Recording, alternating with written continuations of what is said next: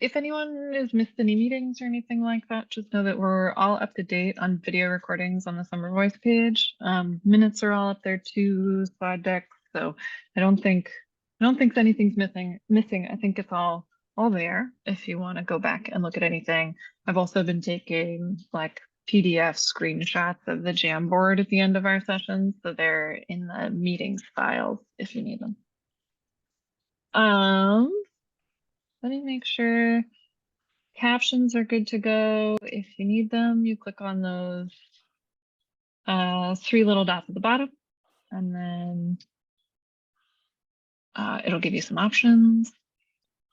If you have any technical questions, Courtney's here to help. And Lisa's going to be our note taker today. Just like the last few meetings, we'll be doing some things as a group and some things in breakout rooms. So Lisa, don't worry about all the other breakout rooms you're not in, but if you can take minutes for the times when we are together, that would be great. And I see that my internet connection is unstable. Does it sound weird to you all? Sounds good to us. Okay, good. Thank you. Just a robot for myself. So we'll go until 5:15 officially, and I'll stick around till 5:30 if we want to keep chatting. And let me share my screen.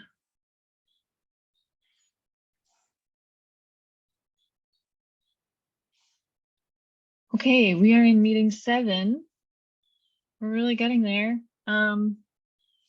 This is our scope review day.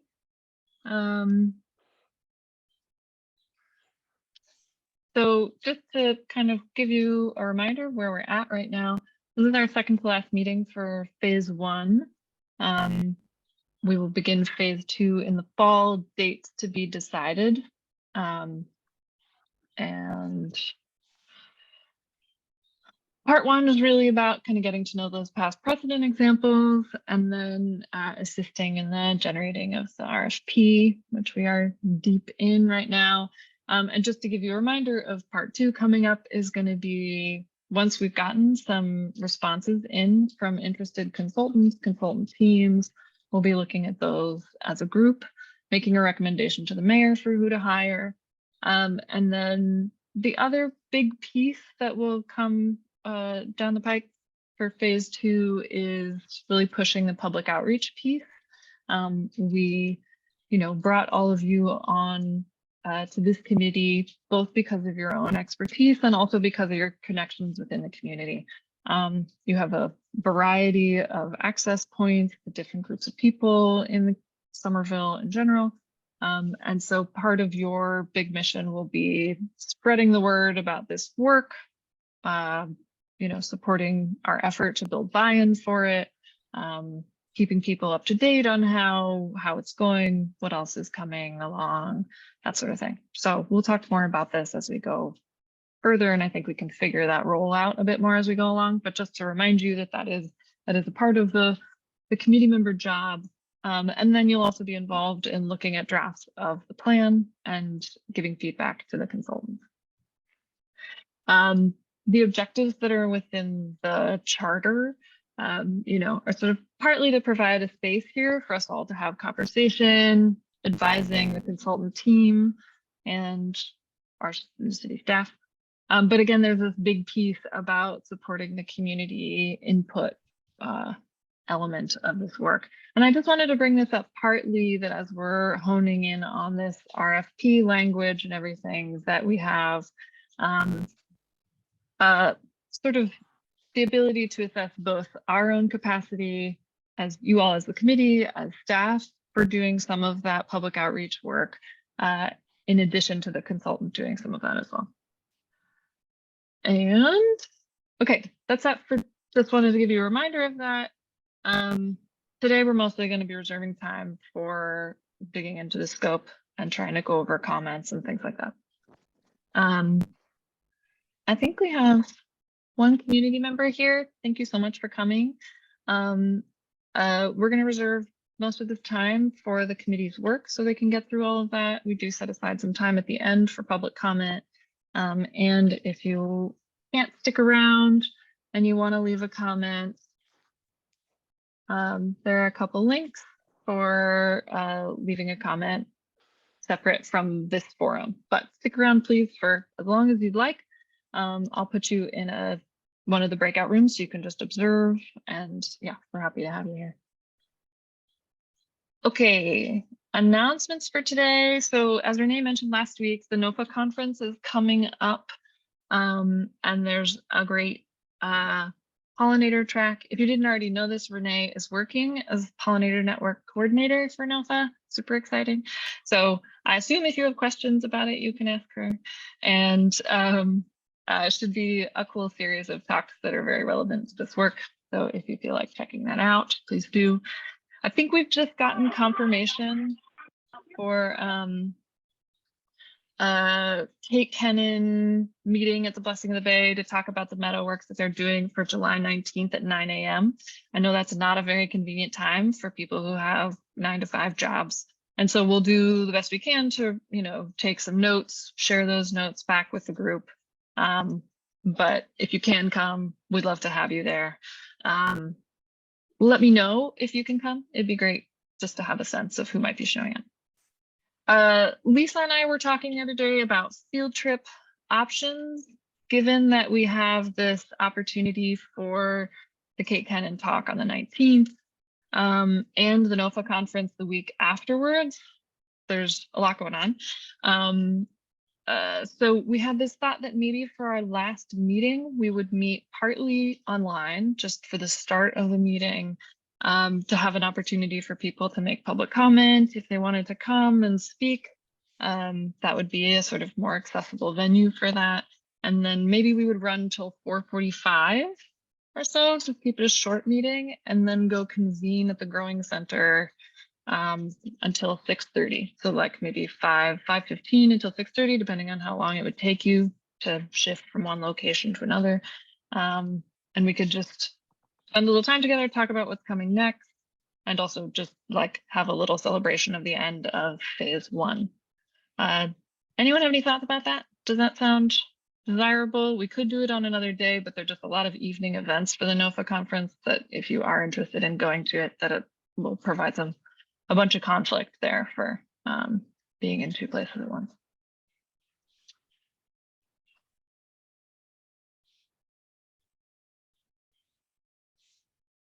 Thanks, Claire, for that.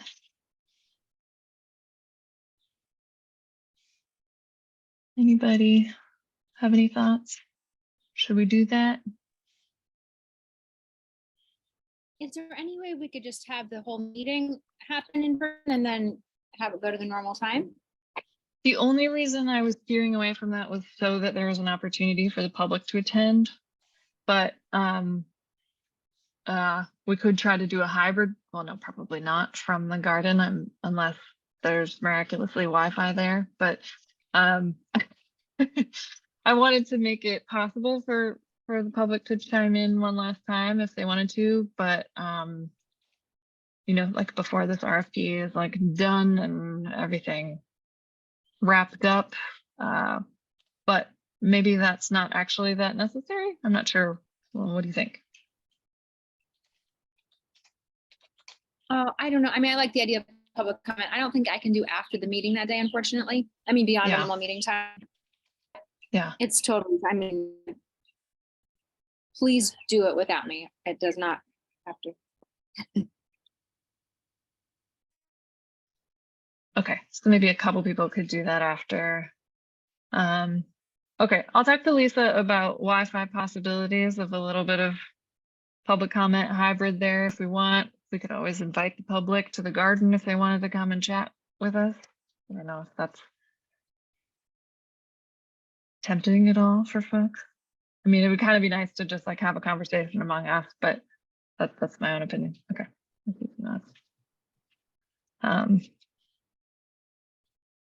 Okay, well, it seems like maybe that's a note that might work for folks.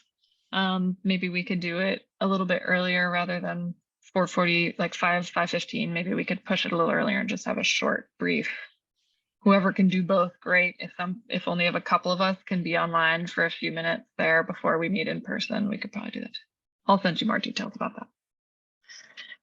I'm also going to send you a good doodle poll this week just to get a sense from you all about like, how's this going? What could we improve for phase 2? So you can expect that. Any announcements from all of you for summer events related things?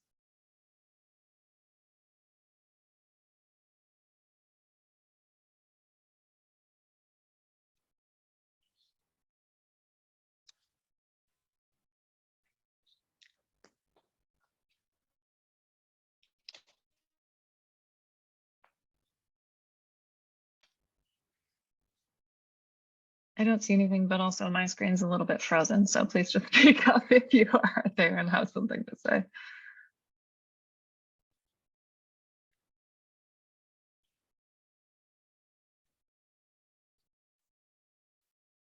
Okay. Seems good. All right. Gonna stop sharing. So, that was a long document I sent you. I know some people definitely had some time to look through it. I know I didn't give you a whole lot of time, and I'm sorry about that, but I hope you were able to take a peek at it at least. What we're gonna do right now is I just want to break us out into small groups again. I'm gonna do different groups this time, just so you can have a different group of people to have a conversation with. My thought is we've got a bunch of time to work with today because we're not doing a little talk. And so, you know, like, let's make as much use of this time as we can. I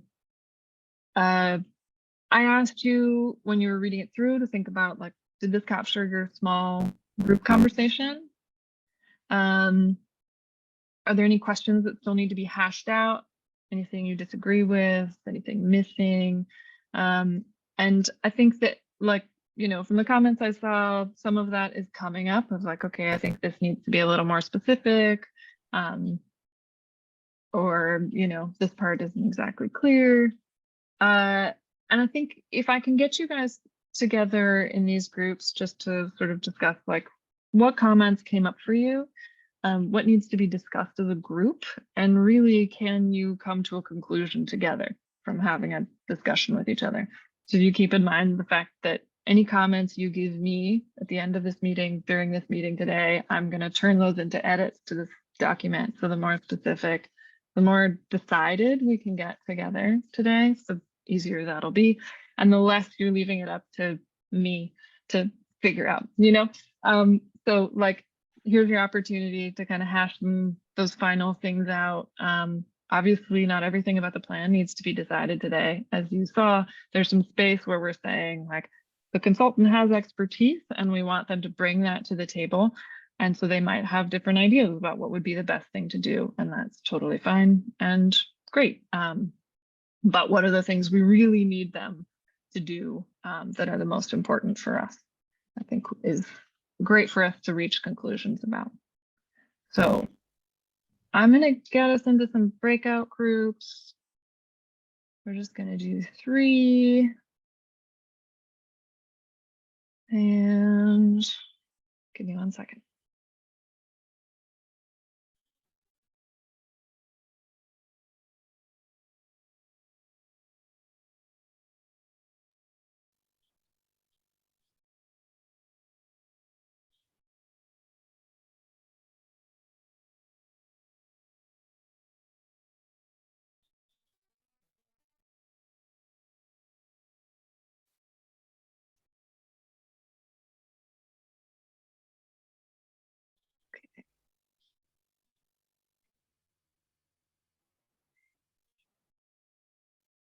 And I'm just going to put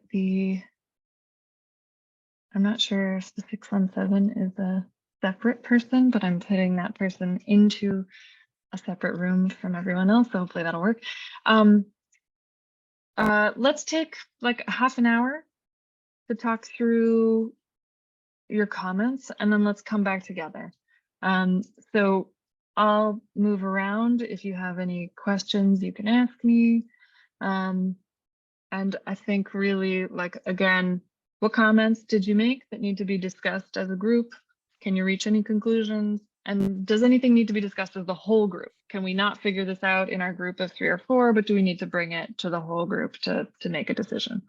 I am also going to share this Google Doc. So I received comments from a few of you, and I put them all together in one Google Doc.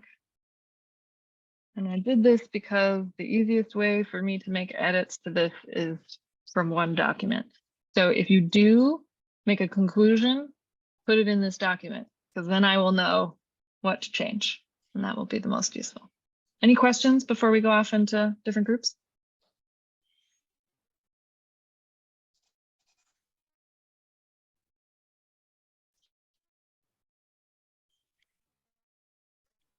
Straightforward enough.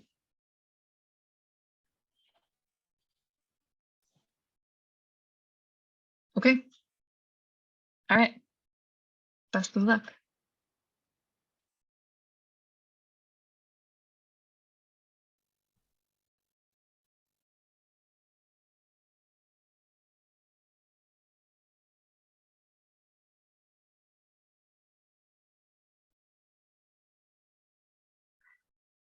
So thank you all.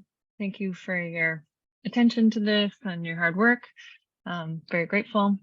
I think if we could just go one group at a time, and I think small sort of fiddly edits, don't worry about, like, if it seems pretty straightforward, you all came to a conclusion easily enough, it was small, I would say we don't need to rehash that here.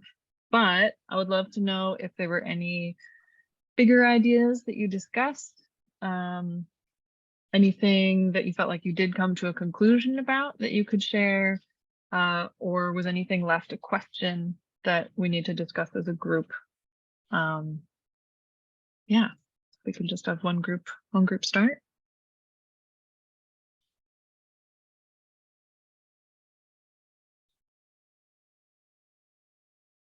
I'll just jump in for my group.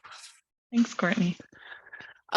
So I think, we did have some grammar comments and that sort of stuff. But in terms of items that I think to bring up with the larger group, one area was the schedule.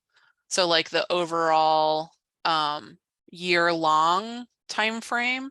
And in particular, Michael had identified that if there were to be any kinds of insect observation or anything like that, it's can't happen according to a paper schedule that we come up with, that it has to be thought more in terms of, our seasonal stuff. So we had discussed if, just identifying that as an awareness that, if insect observation to establish a baseline, if that's sort of like a task that we recognize that would need to occur in a different timeline than just like 12 months to produce a pollinator action plan document. So I think that's sort of one area that I think is up for. I'd love to hear the larger group if that came up, or if there were similar comments.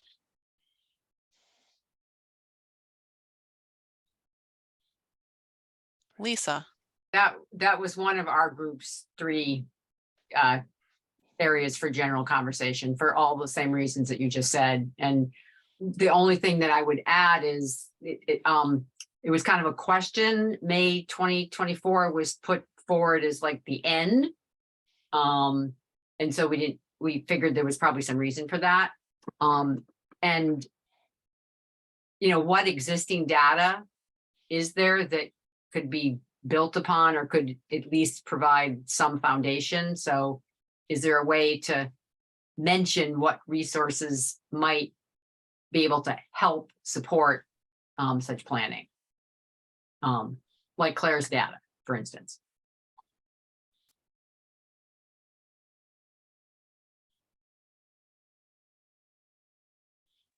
If I can build on that, I mean, I think that's where the partnership with other organizations are going to be also very important, both for the baseline as well as for the monitoring long term, right? So in order to, by the way, the monitoring long term is very important if you want to assess success of the whole plan, right? So that's a metrics. That's part of your metrics, performance metrics there. So one question I would ask the group on that is, do we ask this consultant group to create a baseline for us? In which case we need a certain set of sort of, you know, expertise in order to do that work. And we may get, you know, with the money that we have, we might not get as much from the actual design recommendations then if they're also doing field work. Or are we asking them to tell someone to create the baseline? And it sounds like there might be some desire here to get the consultants themselves to do the baseline, but that would be helpful to You're going to have a hash out hard a little. time. You're going to have a hard time to do a baseline. I'm sorry if I can say something. Just, you know, this year. I mean, you want to also look at past year. So you want to make use of existing data there. So that's where partnership with existing organization, participatory science organization, entomologists as well, you know, like Amy, etc., is becoming important there. But my And question is, does anybody have a baseline for Somerville? We do have some baseline for some areas of Somerville, at Earthwise Aware, for sure. Mhm. So because we've built building protocols for that. I think that Amy has some baseline as well on some areas as well. So there is stuff out there. So we need to discuss, you know, there needs to be this mention of working with partners in order to find this baseline and complete when it's necessary, and then move forward and do the same thing there. Does it make sense what I say? Mhm. Yeah, I would agree with Claire on that. I think there are definitely some sources of baseline data that are not fully complete, but it is more economically feasible to use those and then have the consultant work on other things that could potentially work.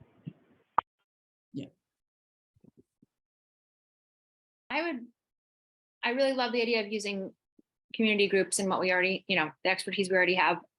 In addition, there may be other areas that need to be filled in, and it would be a really nice qualification for whoever it ends up being, if they're capable of doing that, or at the very least, thoroughly understand the data that they're getting in. Like I want to make sure that they genuinely understand the pollinators that we're working with or want to work with. So that might be. Yeah. Renee and Alison, this is where participatory science come into the picture, by the way, right? And EPA, you know, the EPA has been talking about that. So this is, you know, perfect. What we do of this kind of things to expand this kind of initiative is going to become important, I think, there to answer those kind of questions, as well as empower the people, because through participatory science, you can really empower your community, right? And I do think that is someplace where Somerville can stand out and be a role model for these, because other communities would have these same questions and issues and concerns. And we do have some things going on here, so. Absolutely, we have cool people here, and compared to, I mean, not that I want to say, hey, you know, we're better, etc. But we have a view of the city and different areas of the city, rather than some organizations have a tendency to have a very punctual, you know, one location, period. The Amy does stuff like that. I do stuff, Iwa does stuff like that, where we look at the city and we also go cross the city, you know, cross other location. So we have a good representation of cool stuff there, and showing example or leading by example. How available is your data? I'm sorry, repeat that. How available is your data? The beauty is that it's open. It's only for everyone. So, and we just open even more. So while still protecting privacy. So we can talk about that, you know, on the different channels somehow. But yeah, there's cool stuff going on here.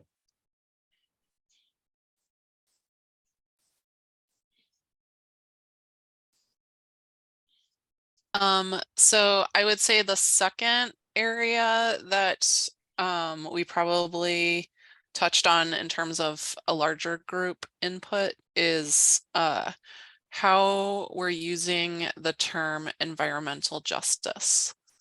And just that perhaps we need a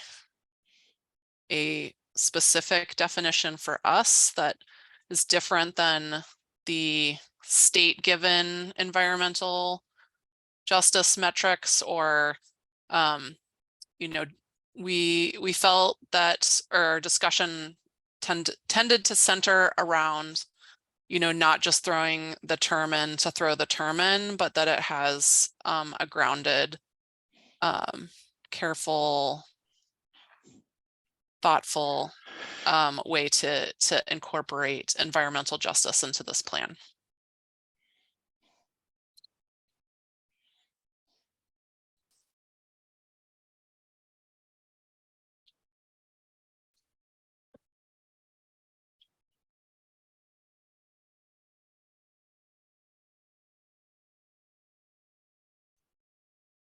I think I heard that come up in other groups too, and I wonder, I think this idea of driving it like not as the keyword, which has come up many times in our whole process, but as like a whole driver of the vision of the plan itself.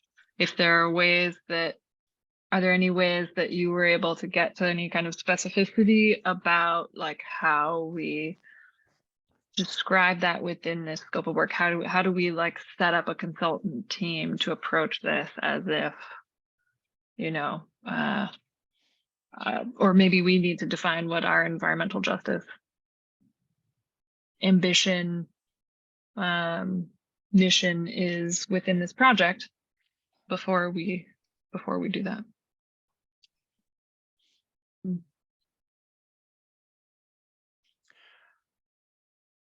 We didn't come up with any specific driver. And I think what you just said is probably what we as a whole need to do. Develop a mission specific definition so that we can direct the consultants. Yeah, I could also see as a suggestion, or another way to think about this is that you know, maybe there is a workshop that's specific about how this works or how we can define it better, and just have a larger conversation around what environmental justice means, and trying to have a direct line of engagement and comments from people that live specifically in the environmental justice areas.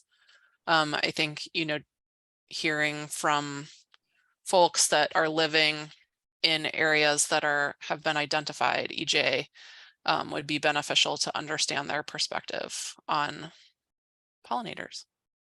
Mm-hmm.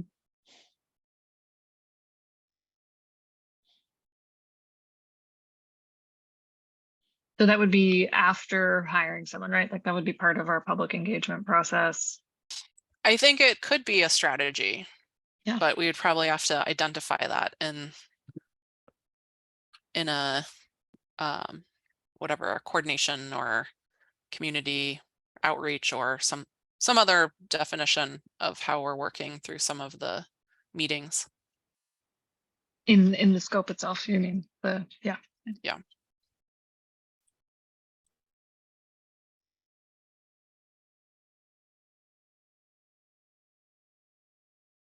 Which then that ties into our other one about, were there too many meetings? Community meetings? Mm-hmm.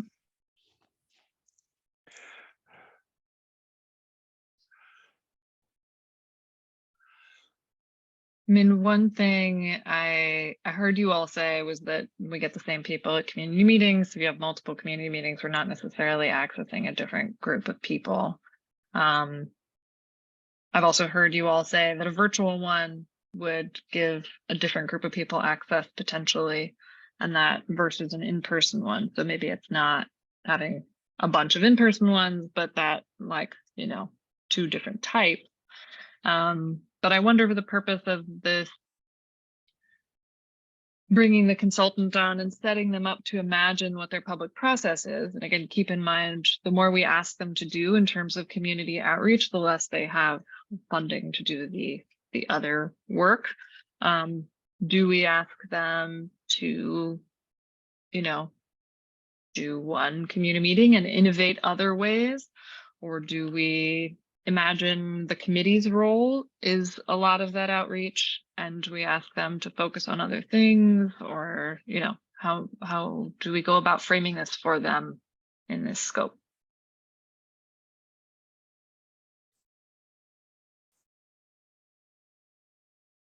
It's a good sound, Lisa. Well, it's something that I'm struggling with in terms of public outreach and engagement and belonging and inclusiveness, is like meetings, focus groups, surveys. Are they even respectful? Are they meaningful? What do you do with what you get? So I like your terminology. I didn't quite catch it. Maybe you can say that, like, the alternative sort of strategies, connections, you know, like going to versus expecting people to come to you. It's hard to articulate that, but I would like to encourage creativity. And I think we've been seeing examples of that with like public space thinking, but yeah, I think like 4 meetings, it's really easy to sort of do, check, we did it, and nobody came. Oh, well, we did outreach in Spanish, hey, you know? So I do think we need to be thoughtful about that.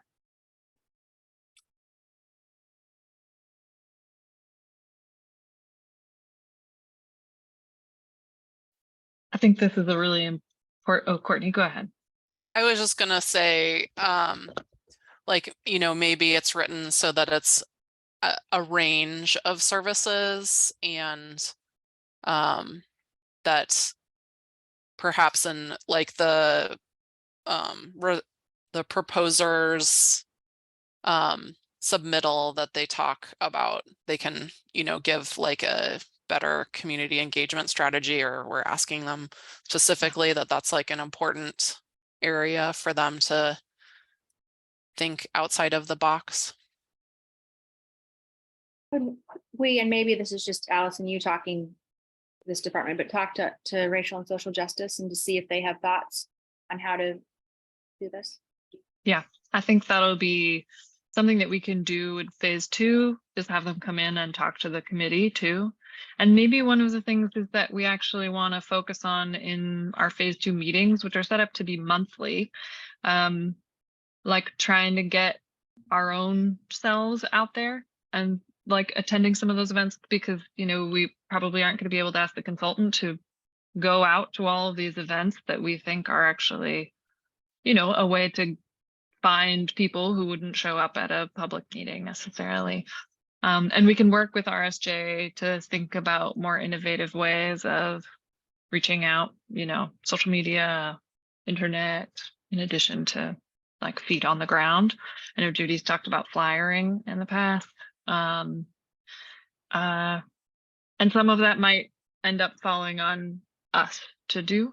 And that could be something that we try to focus on as one of our missions and the things that we care about, for getting the word out there, for getting people to invested in this idea, that maybe it's not just on the consultant to figure out.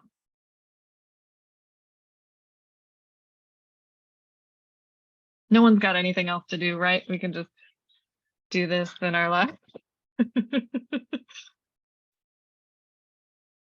Okay, but I think Courtney's idea about framing it as a range of services being a little bit less specific about the like box you check off, that I think is something we can work with, at least for the scope, for writing it as like, we're going to figure this out. This is an important part for us. This is important to the process, but we're not going to tell you that it needs to be like 4 meetings in these 4 wards and that's it, you know. Does that seem okay? Okay. Courtney, anything else from your group, or can we jump to another group? Those are the big ones. Okay, great.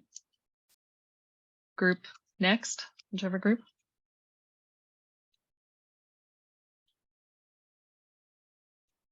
We were group 3. Lisa, do you want to, you have the notes. Do you want to talk, or one big one was, we already talked about for sure, the timeline. Lisa, you're on mute. Sorry. Sorry, we already covered the time frame and the schedule, so I think that leaves us with 2 questions. One, Claire is somewhat addressed about the measuring and monitoring and how that can be inclusive. And then the other one was the recommendations for not only noting that there's limitations like a lot of asphalt, light pollution, but what are strategies to reduce those limitations? So Renee, do you want to speak a little bit about our conversation on that? Sure. I mean, that was pretty much it in a nutshell. Just, it's sort of, if we do all of this work for the action plan and then don't, and it's this, we still have as much asphalt as we have, and we still have all this light pollution, and we're not really making much of an impact. So we really, at the same time, want to be working to improve the conditions that our pollinators are going to be in, and all of us are going to be in. So I don't know if it's specifically written into, like, I don't know if it's, depaving as part of the action plan, but at least acknowledging that those are really big issues. And then separately, I would hope that the administration would be willing to work on those other issues at the same time that we're working on this one. Claire? I just want to add to that. I think it's actually very important in order to be able to have a successful plan. So it cannot, a recommendation is one thing, but there need to be active thinking there. Because if you just plan new stuff and you have a patch of invasive right next to it, you're not going to succeed, right? It's not going to last very long. So we need to think about that. That needs somehow to be more than just, a little item on the list, right? So I just wanted to raise that. So is it about systemically improving pollinator habitat? Because it's not, we talked about this in our group. It's not just improving habitat or expanding, not just more, it's the connectivity. Yep. And the viability of the habitat itself, right? Again, if you plant something and it doesn't live longer than May 2024, on paper we succeeded, but in June it's gone. I'm a little bit dramatic there, but you see what I mean by that, right? So we need to think further than just this May 24, and these kind of items are important for the success of the plan. Otherwise, where's the money spent, right?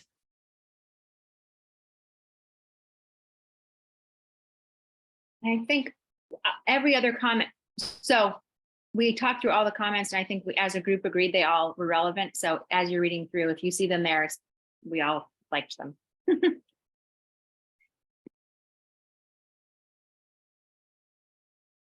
I think this point, oh, go ahead, Lisa. No, it was just I just want to come back to the measuring and monitoring and how that's, we searched for it and we found like one spot. But like, how can that be a little more forward in the plan? Again, it's for the overall long-term success. I think that is maybe to both of these points, which are about like, how do we envision the long term, the way that we think about the city pollinators in the long term, that, saying this, the plan must demonstrate consideration of, doesn't quite get at what I think comes up in a different paragraph, which is that a successful plan will demonstrate blank, but that maybe that successful plan description can be a little bit more specific about moving us in a direction rather than yeah, I'm trying to think where else might be convenient to really spell that out. But I hear you all. Yep.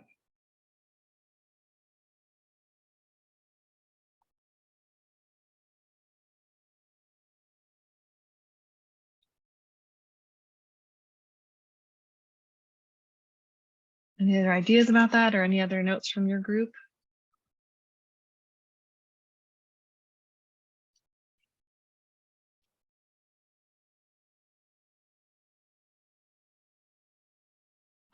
I'll see what I can do about that. If I have Just, questions, yeah. sorry, this is a small one, but just to note, I think Amy brought up in the list of limitations to call out climate change impacts.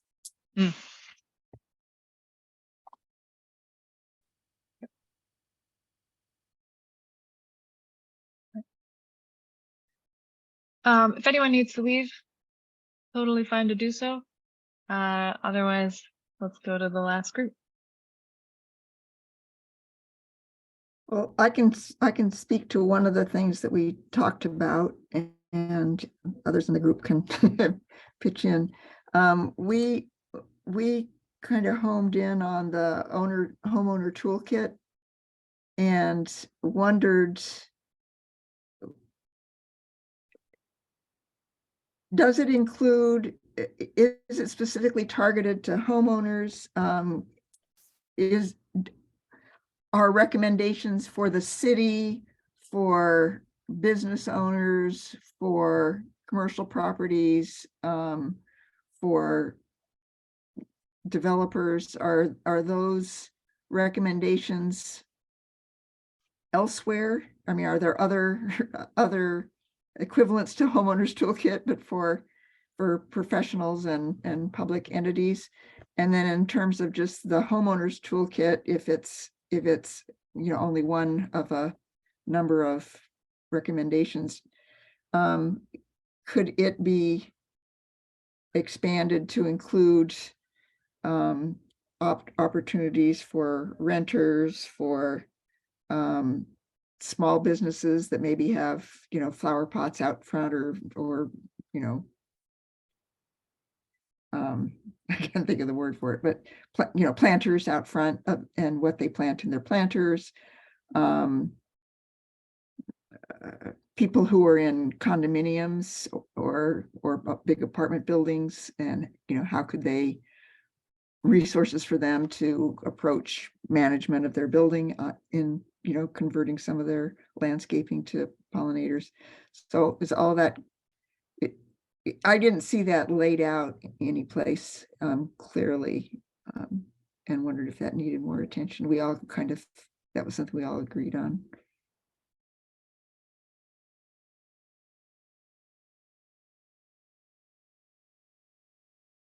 Also, I can. Mm-hmm. oh, sorry. Go ahead.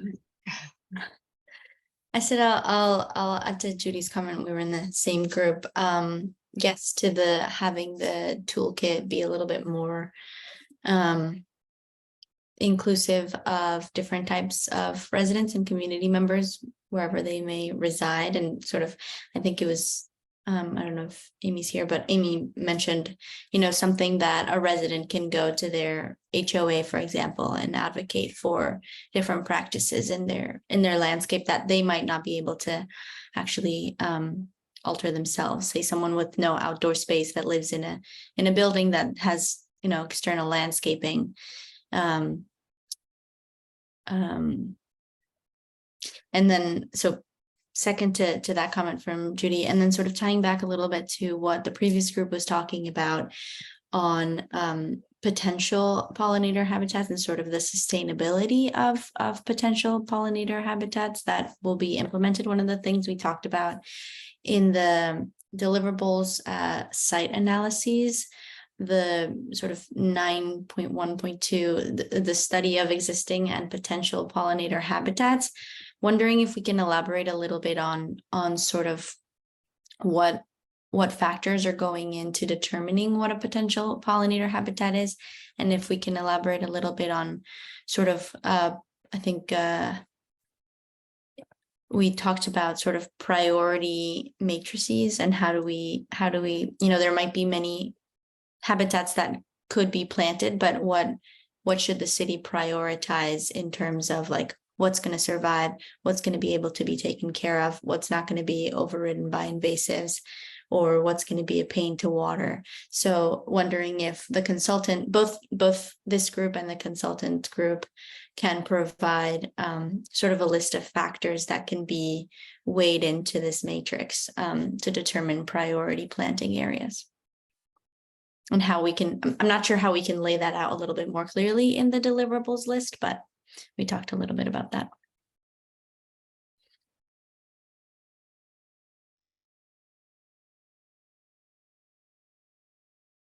So would it be, just to make sure that I'm understanding, because I think that's great. But so would we be asking them to create a matrix, like create a matrix for us that, you're going to study existing habitats and define what makes ideal habitat conditions? I suppose there's lots of different pollinators, so I'm curious how we do that. But maybe that's by putting it into a matrix and thinking about what those different elements are. And maybe we don't have to define them all here, but asking them to create a matrix that helps us to understand what things are being considered. Okay, and then that helps us to prioritize. And maybe that's a model that then we can use into the future. Right. Okay, cool. And Great. then that way we can encompass not just like sort of environmental factors, but it could also be social factors, right? Mhm. So it could be overlaid with a map of EJ communities within the city, something like that. So it has sort of a larger matrix of okay, what's going to actually determine our priority areas here. Yeah. And some spots might come out like, oh, it's great for both, co-benefits, it's great for social opportunities, it's great for pollinators. This is already where the specific species is ranging within the city. So kind of identifying those optimal habitats for planting. Claire, yeah, I see your hand. And I think that's not, I agree, Alejandra. I think that's where GIS work analysis is important, where you can layer information, layers of data, between potential corridors, proximity to communities, to specific communities, etc., and explore alternatives as well. So that should be part definitely of that matrix, which is an analysis matrix through GIS, possible. Okay, great. I'm thinking about this as a new deliverable, which might require our consultant to know how to use GIS, which hopefully they would anyway. But that's a good thing for us to include in here if we do need that kind of data literacy and data analysis literacy, that maybe this is like, okay, good, we're catching this, that maybe we do need that kind of ability to do analysis. I think it's Does going that to be sound? Yeah, I think it's going to be important, honestly. Yeah.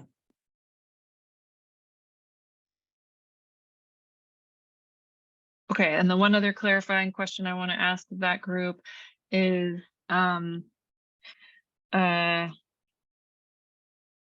do we, and this for the whole group, do we ask for, so I think within the plan itself will have recommendations within it, right? Like, well, that'll be sort of our major home base for all of the recommendations they're providing to us. Anything else that we're calling out as a deliverable is sort of like, okay, here's our initial site analysis package, we've done this, but it'll also be in the plan. And here's this toolkit, which we want to be short and bite-sized so that we can pass it out to people and we can have it translated, because they won't translate the plan. I can promise you that. So like, part of our deliverables then is just sort of deciding what extra materials we need them to give us. And so do we want them to give us a set of, little toolkits, a set of brochures or handouts or, 3-page guides for people in different conditions? Or is one okay? Because the shorter we make it, the more accessible we can make it in terms of having it translated, getting it out there, thinking that people will actually read it and use it.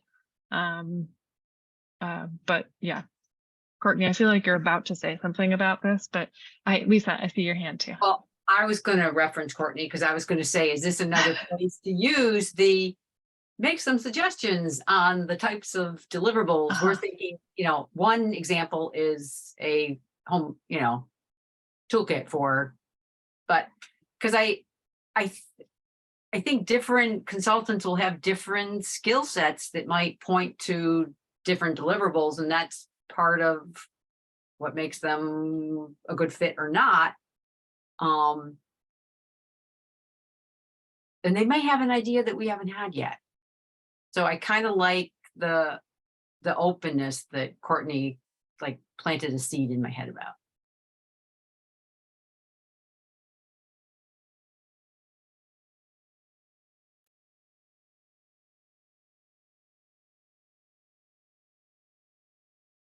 I think so long as we're getting we're getting something. So maybe we say that we want something that we can hand out and is translatable.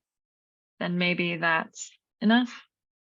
Courtney, Vanessa, Breck, do you think that would be fine in terms of the? Yeah. Yeah. Okay. Okay.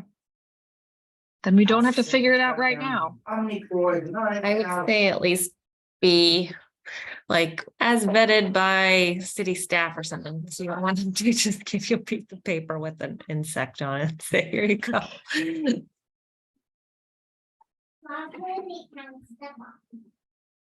Claire, were you raising your hand there for a second? Oh no, okay. Okay. We are at 5:30. Anything else anyone wants to say? You can always email me. No?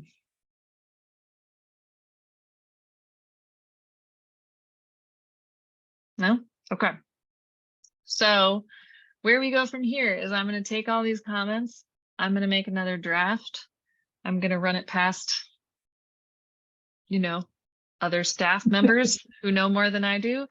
And if I have any other questions, I'll email the group if I feel like there's something that is not clear at this point or that we can't sort of leave open for the consultant to figure out. If I feel like something needs to be decided on now, I will reach out to you all. But otherwise, I think, what I'm working on is getting procurement process going so that we can get this out to bid soon.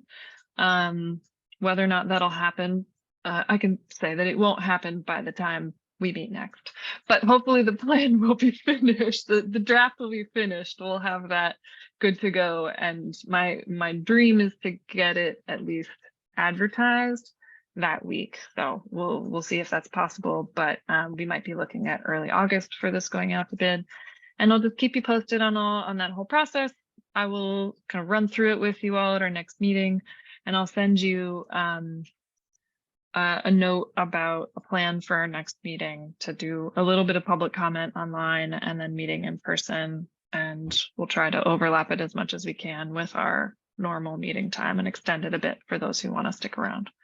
And if anyone's going to come to the July 19th thing, please let me know. I see some messages in the chat and I'll just track those, but yeah, I will be in touch with you all. And if you haven't told me, please let me know. I think that's it. Any other questions from you all? Great. Thank you. We're doing it. It's happening. Thanks, everyone. Okay. Have a great couple weeks.